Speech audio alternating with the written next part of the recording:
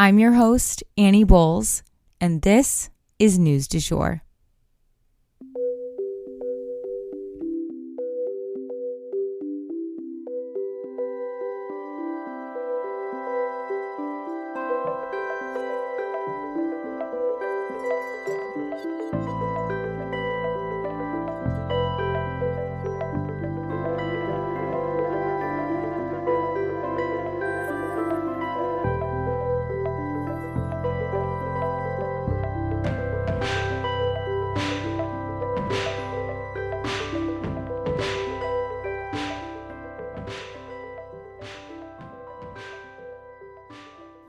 Hey everyone, and welcome back to the News du Jour, a calmer space to consume the news. So after a few very busy news weeks with, really unprecedented news stories to cover, we actually have a slow news day today. I do have a few things to go over, but we definitely have less action-packed and some more updates on some previous cases that we've discussed. So let's go ahead and jump in. For this first story, I do have to issue a content warning. This story involves a mass shooting of teenagers. So we don't have any mini stories today. I'm just going to go ahead and jump into a longer story to start off with. Dadeville, Alabama had a mass shooting. So at least 4 teenagers were left dead after a birthday party went terribly wrong. 15 teens in total were treated for gunshot wounds at a local hospital on Saturday night. 9 of them even needed to be transferred to more high-tech medical facilities for their injuries, some being flown into trauma centers in Birmingham. The shooting happened about 10:30 p.m. on Saturday night. The birthday party was being held at a dance studio, and that's kind of all we know for right now. It's one of those unfolding stories that I'm sure as we get into the week, we'll know a lot more about, and we'll be sure to keep you guys posted on that.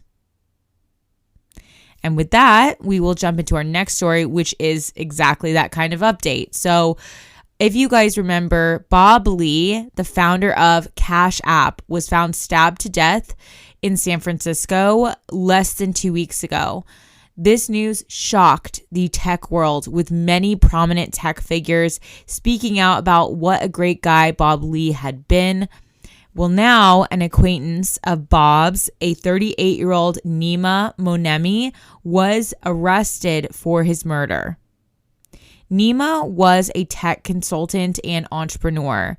It seems the murder, however, may have revolved more around Nima's sister rather than some sort of a professional dispute or rivalry. You see, Nima's sister went out with Bob Lee the night of his murder, and then he went back to her apartment with her, even though she was married. Her brother then seemed to have confronted Bob about whether or not the two of them were doing drugs together.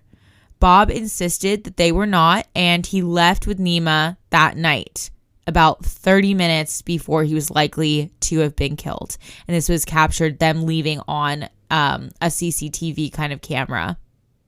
Police believe that Nima then drove him to a remote location where he stabbed Bob to death with a kitchen knife. It seems that Nima had a past record to do with knives specifically.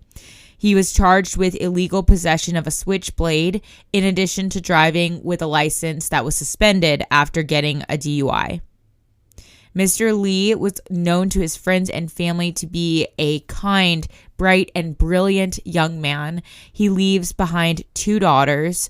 Our heart goes out to everyone affected by his loss, and we will definitely keep you guys posted on this unfolding case. Okay, and for our last story today, we're going to go over what we know now about the military leaks court case. Let's jump in. So prosecutors have now charged Jack Teixeira. I may be mispronouncing that name.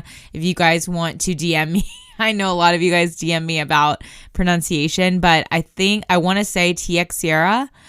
He was age 21, as we've covered before, and they've charged him with 2 counts. So the first is the unauthorized retention and transmission of national defense information.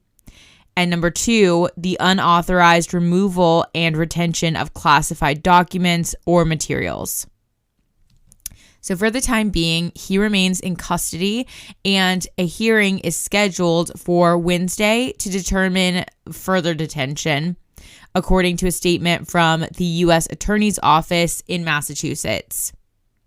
It seemed that Jack knew what he was doing could get him into trouble, but he continued to do it anyway. He would actually search these military databases for any information about the leaks, kind of seemingly to see if his superiors were catching on to his tricks and to see what they were saying about them. As we have discussed before, he released the documents originally into a group chat on a gaming platform where he seemed keen to impress the mostly male group of members who made racist jokes, among other things. So you can use your imagination to come up with what type of group this was. But the New York Times profiled the main 3 types of leakers, and I thought this was really fascinating. So typically when leaks happen, they happen for one of 3 reasons. And so here's the 3 groups. Number 1 is like the spy, like somebody who is purposefully trying to get information out of the US government and leak it to another entity, like the Russian government, let's say. So they're spying. The second category is like a public servant, like a whistleblower, somebody who sees things going down that they don't believe in and they don't believe are in standing with our country's moral code. So they leak things to the press or to the public so that the public will know about whatever sketchy thing is going on. So that's kind of whistleblower, public servant. And number 3 is the hoarder. Apparently there is a type of person who will take home these types of classified documents just to have them and just to keep them. It doesn't seem to be much more of a purpose behind it, but they hoard mass amounts of these documents that they should not have at their home. So I didn't know about that category. I thought that was really crazy and fascinating. But what's interesting with this case, of course, is that Jack doesn't seem to fall into any of these categories. Based off of what we know right now, it just seems like he released this sensitive life and death type document because he could, which is pretty sickening if you ask me. And in our house, he may or may not be referred to as that little shit, but that'll stay between us, right? And that is the news du jour. Today, I wanted to leave you guys with the quote, "It's amazing what can be accomplished when we don't waste time worrying who gets the credit." If you enjoyed this episode, please subscribe on whatever podcast platform you use to listen. A rate and review or shout out on social media would mean the world to us and help us be able to keep creating the news du jour. But the best way to support all of our work is to become a patron at www.patreon.com/sugarfreemedia. You can also follow us on social media under sugarfreemedia.co on Instagram and just sugarfreemedia, all one word, on TikTok. We appreciate you listening and look forward to telling you about the news again next time on News du Jour. Broadcasting from Oklahoma.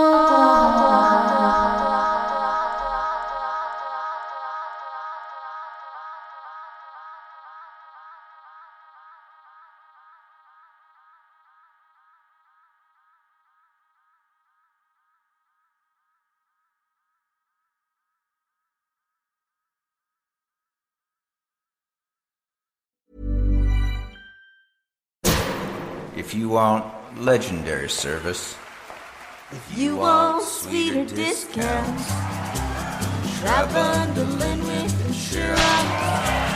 See what it's all about. Switch to insurance.